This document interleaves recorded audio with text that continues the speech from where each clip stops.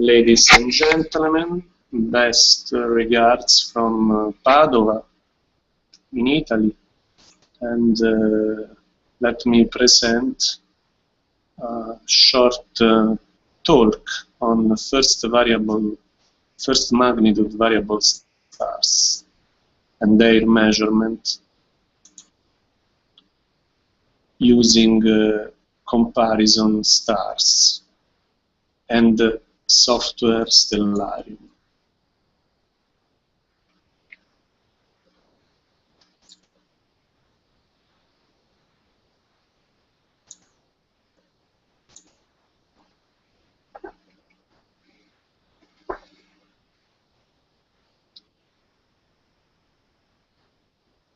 The new version of Stellarium software, the version number 0.12.4, permits to have a rapid calculation of the atmospheric extinction. In this image, you can see 3 stars measured from zenith to the horizon, and in the vertical axis you have magnitude, and in the horizontal axis the air masses. And up to 3 air masses, it is 15 degrees above the horizon. The behavior is the normal Bouguer law, the air mass multiplied by the coefficient of extinction in visual magnitude, which is 0.23 in Stellarium. After 3 air masses, they follow a different law, which is more steep than the previous one. I measured the air mass using the sun from the sky of Rome, and this was the result. These are measurements made in January 2003, and the inclination, the coefficient here is 0.22, which is almost the same used by Stellarium up to 3 air masses. So I recommend to consider the results of Stellarium valid up to 3 air masses. It does up to 15 degrees above the horizon. And afterwards, we can consider the star as a low star, a low altitude star. So I recommend that when you have a star below 15 degrees, you can use this box in the AAVSO comment codes, because and specifying as much as you can in the comments which kind of problem you encounter. But with star higher than 15 degrees, the results are quite good. Another possibility is to use this other box when you give an estimation like Finter Dam. Here there are the results. The first results is delta Scorpi. The crosses are the measurement made by myself, and the star has these crosses are not error bars.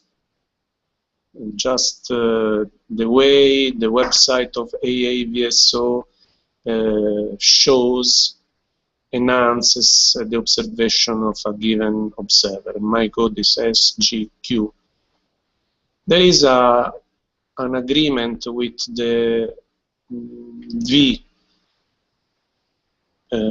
channel measurements, but the agreement is much better in the case of Alpha Orionis, Betelgeuse, where you see that these results are pretty consistent. Again, the crosses are my observations, are not error bars.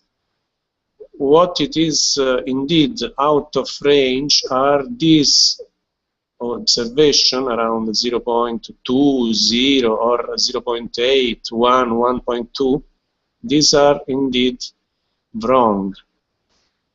But these stars, as all the first magnitude stars, are complicated to be observed because there are no comparison stars nearby of similar magnitude, and the stars are far, and so they are heavily affected by atmospheric extinction. In my case, I use as a comparison stars for Betelgeuse either Beta Orionis, Rigel, or Aldebaran, Alpha Tauri, or Alpha Canis Minoris, Procyon. And in the case of Delta Scorpii, I used Saturn, I used Beta Scorpii, but ultimately I started to use Alpha Coronae Borealis and Epsilon Boötis that are pretty high in the northern hemisphere, so very easy to be found, all considering the extinction effect, because Delta Scorpii for the northern hemisphere is rather low, but not below 15 degrees.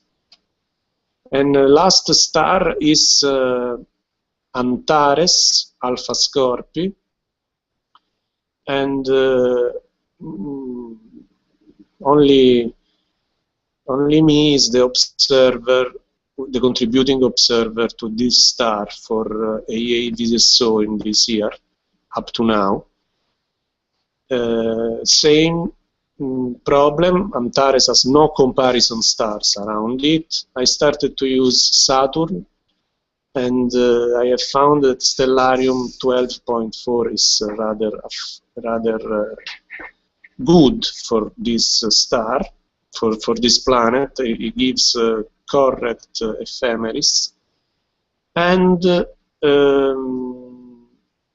Alpha Virginis, Spica, and Alpha Leonis, Regulus, as a comparison stars for this. They are rather far from Antares, but they are very useful to have a good estimation of the magnitude.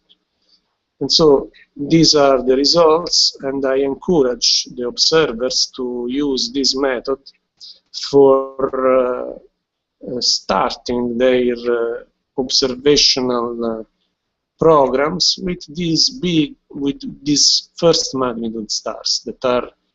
There is no need of having a binocular or a telescope, so it is a good educational stars, and students without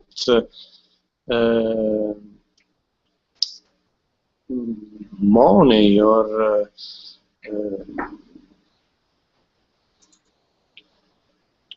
these possibilities, economical possibilities, can start a good practice of observing variable stars.